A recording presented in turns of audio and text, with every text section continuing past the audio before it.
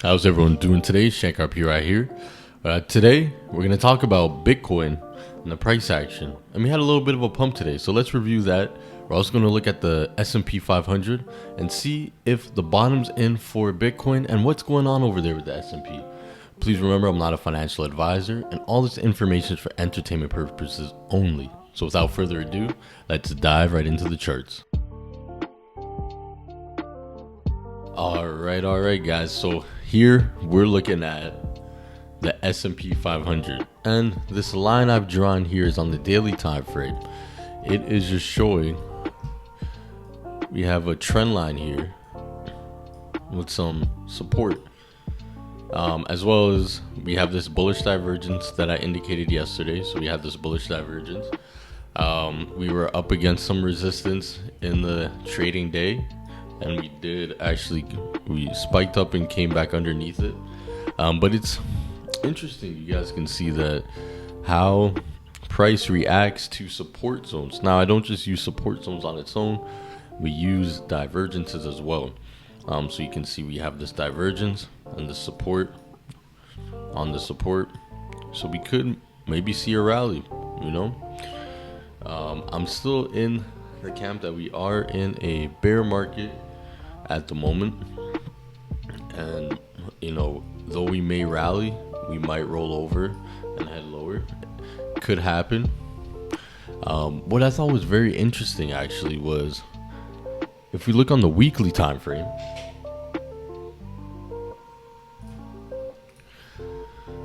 so I've been talking a lot about the daily time frame and the 200-day moving average.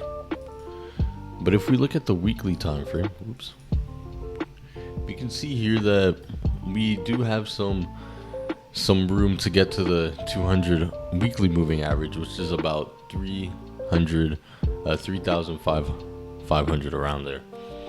And it has bounced, so I've seen some people make a case that we normally bounce from this, so it definitely is a possibility that we bounce. Definitely a possibility, but keep in mind, in the last recession, we did not bounce from the 200-day moving average, 200 weekly moving average. We kind of just came down, and then later resumed our uptrend. So just keep that in mind. A lot of people, I've seen a lot of individuals say that we bounced from the 200 weekly. I've been using the daily. If we do break through the 200 weekly, the 200 daily is a faster alert signal than the 200 weekly, because it does take a bit longer to get down there.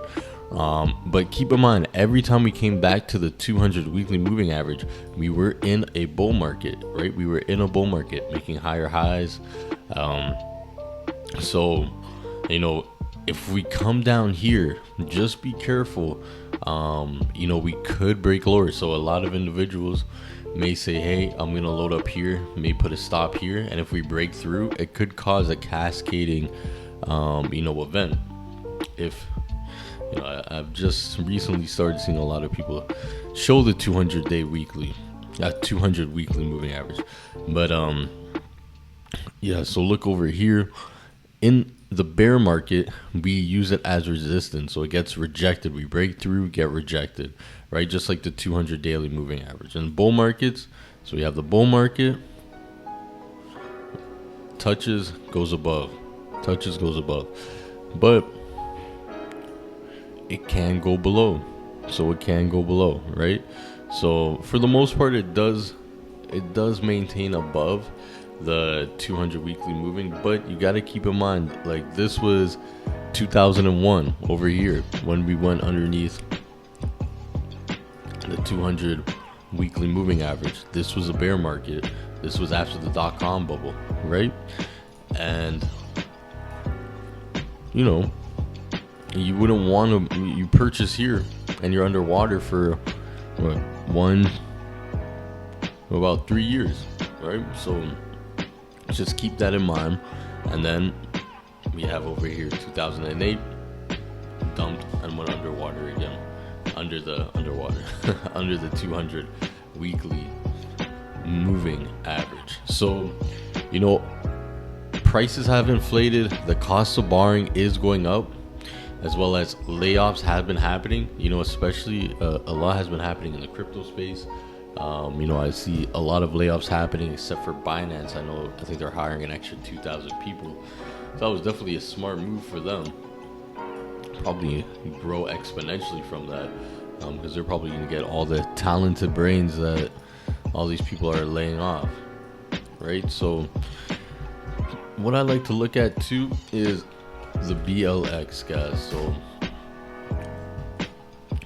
we're going to take a look at the BLX and the RSI, the stochastic RSI. And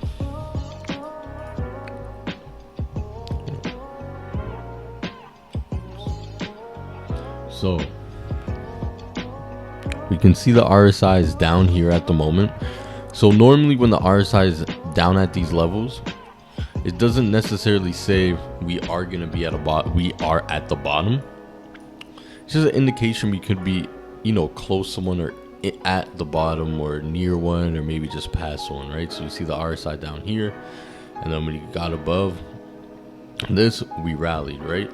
And I'm using the BLX because it has the most history on Bitcoin. So anytime we've gone overextended, it could, like I said, we can have more drawdown. Like, so down here we decline another 40%. So, and then we rallied about 57%, and then we dumped 68%, right? So the reason why I'm showing this, because it is sometimes an indication of a bottom or close to that. Anytime we're overextended, we get into this 20 zone area, we normally have rallies. So right now we are down here, and we've been here for about a month. It can extend for about, we had last summer, it was down at these levels from May to July, right? So what we would look for is a cross up, and then, some momentum into the 20 zone, and we may see a rally. At the same time, I still believe it's a bear market, but we could definitely see a rally in the market, and some consolidation, right? So it's not, wouldn't be out of the norm. Prices are going to go down forever, but you'll have bounces and retracements. That's just how it works, right? So I wanted to bring that up for you guys.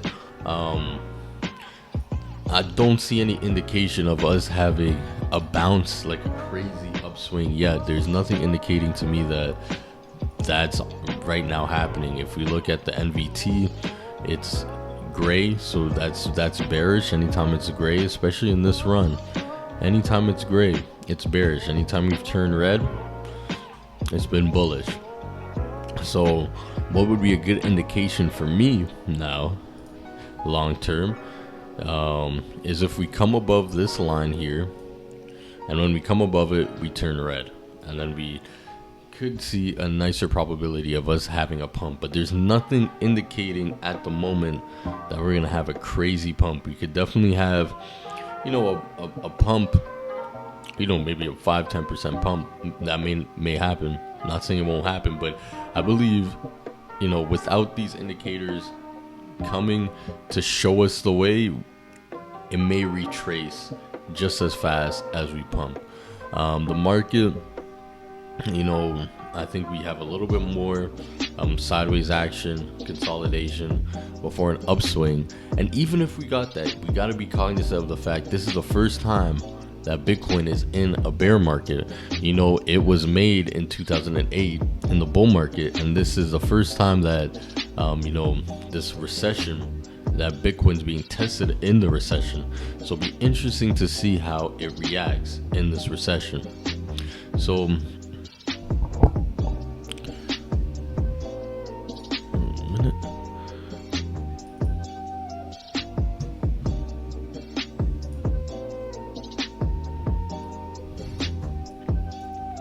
yeah, all right, so we have Bitcoin here. Oops. So yeah, and then we're looking at the Bitcoin dominance, guys. So I did say last week on the channel, Sorry about that. I did say last week on the channel that we could get a retracement of the Bitcoin dominance. You know, we were hitting resistance and we had a divergence. Here, I'll bring it up here.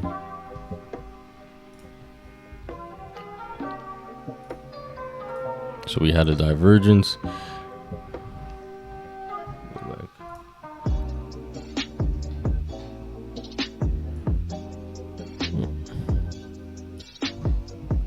Did we have a divergence? I thought I called it divergence. Yeah, I mean, you could say, yeah, we had a divergence here. This is a 4-hour time frame.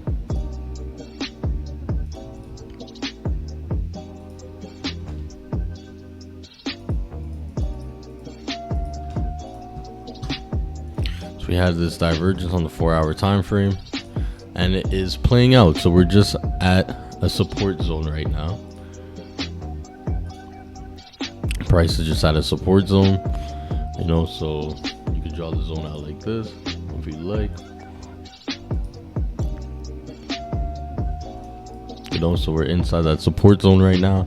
And, you know, if the Bitcoin dominance does increase, alts can definitely get wrecked even more of how it's been getting wrecked now. So keep that in mind.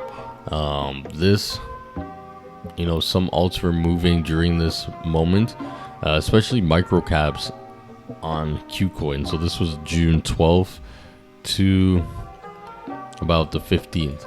So watching the Bitcoin dominance can show you, you know, maybe the whole altcoin may not be moving, but if you're a person that likes to trade micro cap altcoins on Qcoin or any other exchange, when it does flush down, you can maybe take those trades or look at those with a better, you know, risk management, knowing that if the Bitcoin dominance goes down, there's a good probability that money may be flowing to the altcoins. Now, there's more to this, but a simple concept to start learning is when the Bitcoin dominance goes down, it's flowing out of Bitcoin. So either it's flowing into the altcoins or it's completely flowing out of the market into stable coins. So that's a good thing to keep in mind, is that the Bitcoin dominance, when it's going down, one of two things could be happening. Money's leaving the market and going into stable coins, or money's leaving Bitcoin and going into altcoins. So now you have to decide which one is it when you're looking at the market, because that can definitely help and give you an edge when you're trading, because most retail traders don't even know the Bitcoin dominance chart or the USDT dominance chart. So yeah, I just thought it was a great tool for you guys to look at. So yeah. So yeah, that's really all for today, guys. I'll go over a trade with you. So this is Ocean, a trade that I did last week.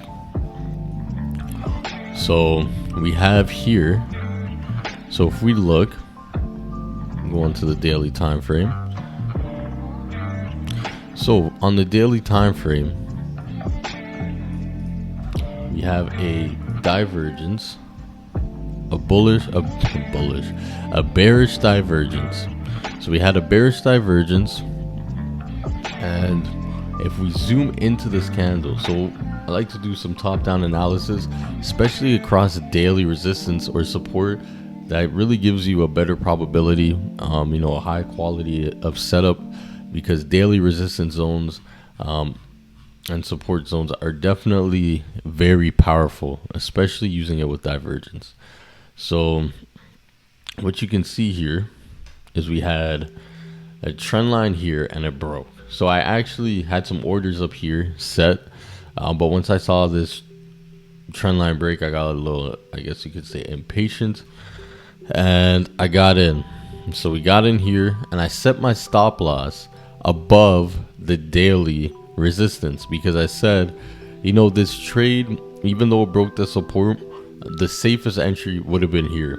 But because I didn't listen to myself, I got in here. But that's okay. Entry wasn't perfect, but what did I do? I said, okay, I got in, maybe not at the best opportune time, but I need to make sure that my risk, my stop loss is one, respecting my risk to reward.